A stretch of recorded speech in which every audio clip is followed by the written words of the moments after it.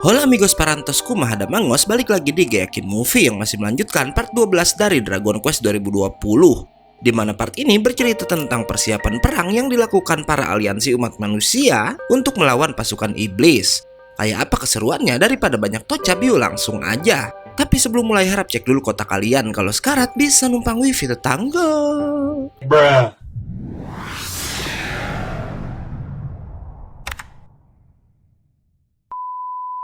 Part ini dimulai oleh Zaboera yang mengerahkan semua pasukan mistiknya untuk mencari Dai dan membunuhnya. Dan ia melakukan itu cuma karena ingin dipuji oleh iblis agung Ban. Di lain sisi, Popu Kurokodain dan Chiu juga sedang mencari keberadaan sang pahlawan. Dan karena mereka nggak bisa menemukan Dai dimanapun, Kurokodain dan Popu pun serentak berenang di laut yang dingin tersebut. Tapi mereka nggak bisa berenang lama karena dinginnya perairan itu. Ditambah banyak bukit-bukit es yang membuat pencarian semakin sulit. Sementara Popu dan Kurokodain bersusah payah, si tikus malah terlihat asik memancing, membuat Popu marah kepadanya. Tapi ternyata Chiu udah meminta bantuan pada seekor monster gurita kecil untuk mencari Dai dengan imbalan makanan. Hingga gurita itu berhasil menemukan ikat kepala milik Dai. Walau si gurita nggak berhasil menemukan tubuh Dai, dari ikat kepalanya mereka berkesimpulan jika Dai ada di dekat situ. Sementara si Chiu kemudian malah disetrum sang gurita karena nggak memberikannya makanan. Popu yang belum bisa menemukan sahabatnya lalu berteriak memanggil nama Dai dan ternyata itu didengar oleh Dai yang terkurung di dalam bongkahan es. Hingga ia menggunakan lambang naganya untuk memberikan tanda pada teman-temannya. Tanda itu pun berhasil dilihat oleh Popu dan yang lainnya membuat Popu dan Kurokodain bergegas untuk pergi ke sana. Tapi sialnya bukan hanya mereka yang melihat tanda tersebut karena pasukan mistik dalam jumlah besar pun terlihat mulai berdatangan. Karena itu Kurokodain pun seorang diri menghadang pasukan mistik, sementara Popu bertugas menyelamatkan Dai. Tapi nggak diduga Zaboera akhirnya datang ke sana juga. Kurokodain yang melihat Zaboera turun langsung mencari Dai bisa menebak kalau orang tua itu udah kehilangan posisinya di pasukan iblis, membuat Zaboera baper dan memerintahkan beberapa anak buahnya untuk menyerang si buaya. Tapi nggak butuh waktu lama, ekspresi wajah Zaboera jadi berubah karena Kurokodain berhasil menghabisi para anak buahnya itu. Sementara itu di tempat lain, Popu sedang membakar bongkahan esnya menggunakan Bejirama. Di sisi lain terlihat jika si tikus sangat bersemangat karena mengira Popu dan Kurokodain sangat membutuhkan bantuannya. Shin lalu berpindah ke tempat Hadlar di mana ada seseorang yang melapor jika Zaboera udah berhasil menemukan keberadaan Dai. Mendengar itu, Hadlar memerintahkan orang tersebut untuk menyingkirkan Zaboera karena Hadlar bilang gak ada yang boleh menemukan dan mengalahkan Dai kecuali dirinya. Balik lagi ke Popu yang udah berhasil menemukan Dai hingga gak lama si tikus juga tiba di sana. Dai akhirnya tersadar dan lalu digendong oleh Popu sementara Chiu yang membawa pedangnya. Tapi nggak diduga Zaboera lalu mendatangi mereka dan dengan sihir api yang sangat besar, ia langsung menyerang ke arah mereka semua. Namun tiba-tiba ada sesuatu yang menghalau serangan Zaboera tersebut. Yang ternyata adalah orang yang diutus Hadlar tadi dan terlihat jika ia terbuat dari bidak catur yang sebelumnya diberikan oleh Ban. Ia pun mengenalkan dirinya sebagai sang pion yang bernama Him. Him gak pakai basa-basi langsung mencekik si Zaboera sambil menghabisi anak buahnya yang tersisa. Zaboera mencoba membakar tubuh Him tapi itu tentu gak berpengaruh karena Him bilang tubuhnya terbuat dari orikalkum yang gak mempan pada serangan fisik dan juga sihir. Dan ia bilang hanya pedang milik Hadlar dan Banlah yang bisa melukainya.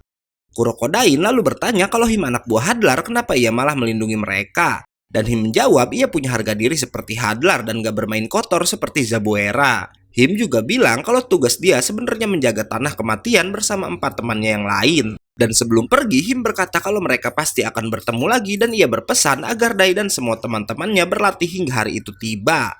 Si Popu yang ketahuan gak pernah main catur bertanya apa yang dimaksud Him dengan pion tadi. Dan Kurokodain menjawab pion adalah bidak catur yang paling lemah dan berarti 4 teman yang dimaksud Him tadi jauh lebih kuat daripada dia sendiri. Mereka pun akhirnya kembali ke Papunika dengan sihir teleportasi Popu sementara si Zaboera yang apes malah dijadikan tahanan oleh Hadlar. Selanjutnya Hadlar menemui Ban untuk memperkenalkan semua anak buah barunya yang bertugas melindungi tanah kematian. Melihat kekuatan Hadlar dan pasukannya yang sekarang, Ban pun berjanji jika mereka berhasil mengalahkan para murid Avan dan bisa menaklukkan dunia, Hadlar akan diberikan kekuasaan di dunia atas dan menjadi raja iblis di sana karena Ban sendiri emang raja iblis yang menguasai dunia bawah, amigos. Scene berpindah lagi ke Papunika di mana Dai dirawat bersama dengan Hyunkal. Hingga kemudian Popu dan Putri Leona datang untuk memberitahu keduanya hasil rapat para raja yang udah menyetujui penyerangan ke istana iblis yang akan dilakukan beberapa hari lagi. Putri juga memberitahu jika nanti mereka akan berkumpul di kerajaan Kal yang udah hancur yang berada di sebelah selatan tanah kematian. Dan alasan mereka memilih tempat itu agar pasukan iblis gak mencurigai kalau mereka membuat markas di sana. Popu lalu menambahkan jika mereka punya waktu 4 hari untuk berlatih. Mendengar itu, Dai dan Hyunkal pun berencana berlatih bersama yang ternyata mereka ke tempat Lon Beruk untuk berlatih dan juga memperbaiki senjatanya yang udah retak. Lon Beruk lalu berkata sebenarnya senjata buatannya itu punya kekuatan untuk beregenerasi sendiri. Tapi kalau Dai dan Hyunkal ingin buru-buru, ia akan membantu memperbaikinya. Lon Beruk sedikit marah pada Dai karena si Dai berkata jika pedang juara lebih hebat dari pedangnya. Padahal Beruk bilang kalau senjata itu tergantung dari kekuatan penggunanya. Dan karena itu ia akan memberikan Dai dan juga Hyunkal pelajaran menggunakan senjata. Di mana si Beruk ini ternyata sangat kuat dalam menggunakan pedang dan dapat mengalahkan Dai juga Hyunkal. Karena itu ia berkata senjata ciptaannya akan sia-sia ada di tangan keduanya. Tapi ia berjanji akan mengajarkan mereka bagaimana cara menggunakan senjata-senjata itu dengan benar setelah senjata mereka selesai diperbaiki. Nggak hanya Hyunkal dan Dai, ternyata Mamu pun pergi berlatih seorang diri sementara Kurokodain pergi bersama Chiyu. Sedangkan Popu menemui Matorifu karena ia ingin mempelajari sihir untuk melawan para makhluk ciptaan Hadlar. Di sini terlihat jika Matorifu sedang sakit karena di pertarungan terakhirnya melawan Hadlar dan Zaboera, ia bisa menggunakan Begiragon yang adalah sebuah sihir terlarang, maka dari itu tubuhnya yang udah tua nggak sanggup untuk menahan beban dari sihir terlarang tersebut. Walau begitu, ia tetap bersedia mengejarkan Popu sihir baru yang bisa mengalahkan para prajurit Hadlar. Yang ternyata Matorifu akan mengajarkan Popu bagaimana caranya menggunakan dua sihir yang adalah sihir api dan sihir es sekaligus. Yang katanya itu adalah sihir ekstrim terkuat miliknya. Bahkan saking kuatnya Matorifu cuma pernah menggunakannya beberapa kali aja. Matorifu mulai mengajarkan Popu yang ia bilang Popu harus bisa menjaga keseimbangan agar bisa mempertahankan kedua sihir itu bersamaan. Dan jika kekuatannya udah sama besar, maka kedua sihir itu bisa digabungkan menjadi sebuah sihir yang bernama Medroa.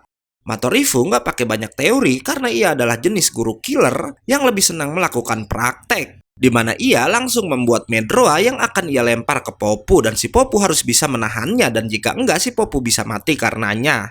Dan yang lebih parah, sihir itu cuma bisa ditahan dengan sihir yang sama yang berarti Popu harus bisa menciptakan Medroa juga. Padahal ia baru aja melihat sihir itu untuk pertama kalinya. Popu sebenarnya sangat ketakutan namun ia ingat jika gurunya itu sedang terluka parah karena melindunginya dari Hadlar dan Zaboera. Dan karena itu semangat Popu pun bisa bangkit dan berhasil menciptakan dua sihir sekaligus. Nggak lama Matorifu benar-benar menyerang Popu dengan Medroa. Popu terlihat bisa menahannya walau kemudian terlihat kalau sihir api yang Popu gunakan lebih kuat dari sihir esnya. Karena emang selama ini Popu sangat ahli dalam sihir api. Matorifu terlihat udah sangat panik tapi ternyata Popu berhasil menghalau sihirnya. Keesokan harinya Popu udah terlihat semakin biasa menyeimbangkan kedua sihir sekaligus. Dan berhasil menciptakan Medroa juga. Tapi di tengah jalan lagi-lagi sihir api Popu lebih besar. Namun ia tetap menembakkan sihir tersebut. Dan walau belum sempurna sampai membuat lengan kanan Popu terbakar, Matorifu sangat kagum pada Popu karena ia bisa menciptakan lubang besar dari sihir Medroanya. Popu lalu berkata jika ia ingin mempelajari semua sihir Matorifu agar gurunya itu bisa pensiun dan beristirahat. Matorifu lalu bertanya kenapa saat berlatih bersama Apan dulu Popu lebih memilih menjadi seorang mage. Dan Popu menjawab itu karena Avan bilang ia merasakan potensi sihir yang besar dari si Popu. Dan lagi Popu mengingatkan Avan pada teman lamanya yang gak lain adalah Matorifu. Dan karena itu Matorifu pun berkata jika Popu ingin masternya itu pensiun, maka ia harus bisa membuat Matorifu terkesan. Shin lalu berpindah ke kerajaan iblis di mana Ban memerintahkan Kiruban untuk menghabisi seseorang. Karena katanya walau orang itu belum bergerak, tapi ia tetaplah seorang ayah yang mungkin akan membela anaknya. Dan udah bisa ditebak jika yang dimaksud Ban gak lain adalah Baran. Beralih ke Papunika, di mana Putri Leona sedang menunggu kelompok Dai karena hari keberangkatan mereka ke kerajaan Kal udah tiba. Kurokodain dan Chiu jadi yang pertama datang, disusul oleh Popu yang masih menggunakan baju dengan noda terbakar.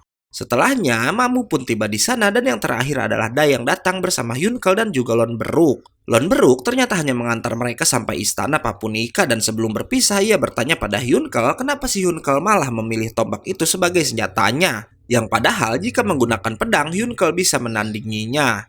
Dan Yunkel menjawab itu karena tombak yang ia pakai adalah hadiah perpisahan dari seorang teman. Putri Leona pun mengajak mereka semua berangkat, namun Dai dan Popu berkata jika masih ada yang tertinggal. Dan keduanya pun lalu masuk ke dalam istana yang ternyata mereka mengambil buku Avan. Yang Popu bilang Kal adalah kampung halaman Avan dan karena itu buku sang pahlawan harus ikut bersama mereka. Terlebih Dai menganggap Avan yang udah memulai ini semua hingga ia bisa bertemu dengan teman-temannya dan bisa berada di posisi sekarang. Dan karena itu pertempuran akan diperjuangkan oleh mereka semua termasuk Avan. Shin lalu berpindah ke Kiruban yang udah berhasil menemukan Baran. Di mana Baran yang tahu kalau Kiruban datang untuk membunuhnya langsung bertanya kenapa Ban ingin menghabisinya. Yang padahal mereka masih bekerja sama ingin menghancurkan umat manusia. Dan di sini Kiruban pun memberitahu niat Ban yang sebenarnya karena ternyata sang iblis agung gak hanya akan menghabisi umat manusia aja, tapi semua makhluk hidup termasuk naga dan para monster juga. Dan dia melakukan hal itu agar bisa memindahkan daerah kekuasaannya yang adalah dunia bawah menuju permukaan. Dan membuat dunia baru yang bahkan Hadlar pun gak mengetahui rencana itu. Setelah menjelaskan hal tersebut, Kiruban pun mencoba membunuh Baran, tapi malah ia yang terpotong menjadi dua karena ternyata pedang naga iblis milik Baran udah selesai diperbaiki. Baran lalu berkata jika itu niat Ban maka ia punya caranya sendiri. Setelah Baran pergi, Kiruban pun terlihat tewas namun asistennya menaburkan sebuah bubuk pada Kiruban yang bisa membuatnya hidup kembali. Balik lagi ke Papunika di mana Dai dan kelompoknya akhirnya berangkat menuju kerajaan Kal dengan menaiki balon udara. Emi juga ikut dalam rombongan dengan alasan ia ingin menjaga sang putri. Namun si Popu tahu kalau Emi ternyata menyukai Yunkel. Tapi si Popu Koplak justru nggak sadar kalau ternyata Meruru suka sama si Popu guys. Nggak lama mereka pun tiba di Kal yang terlihat udah nggak ada tanda-tanda kehidupan karena emang sebelumnya tempat itu udah dihancurkan oleh pasukan iblis. Saat mereka sedang mencari lokasi tempat pertemuan, Komandan Mengarna yang bernama Akim datang menemui mereka semua. Akim lalu mengantar mereka semua ke tempat pertemuan dan dalam perjalanan Putri memberitahu Dai jika mereka sedang membuat kapal besar untuk menuju tanah kematian dan sekarang kapal itu berada di dermaga Kal yang bernama Dermaga Zababa. Mamu lalu menyadari jika Chiu nggak ada bersama mereka. Yang ternyata si tikus Sotoy emang sengaja memisahkan diri dari teman-temannya tanpa ia tahu Gome-chan udah mengikutinya. Dan di sana Chiu memberitahu Gome kalau ia akan menyusup sendiri ke tanah kematian untuk mencari informasi tentang pasukan iblis. Chiu lalu menunjukkan sebuah peluit pemberian Kurokodain sebagai imbalan karena Chiu udah membantu si buaya berlatih. Yang katanya peluit itu bisa memanggil monster dan Chiu berencana memanggil monster terbang untuk pergi ke tanah kematian. Namun saat peluitnya ditiup, mereka malah didatangi 3 monster burung yang terlihat ganas. Shin lalu berpindah pada para peserta turnamen Romos yang ikut bergabung untuk menyerang kerajaan iblis. Saat itu mereka sedang berada di Zababa melihat perahu besar yang tadi Leona ceritakan, tapi tiba-tiba mereka didatangi oleh Him yang ternyata udah mengetahui rencana para umat manusia. Gak hanya Him sendiri karena ternyata ia datang ke sana bersama 4 bidak catur lainnya.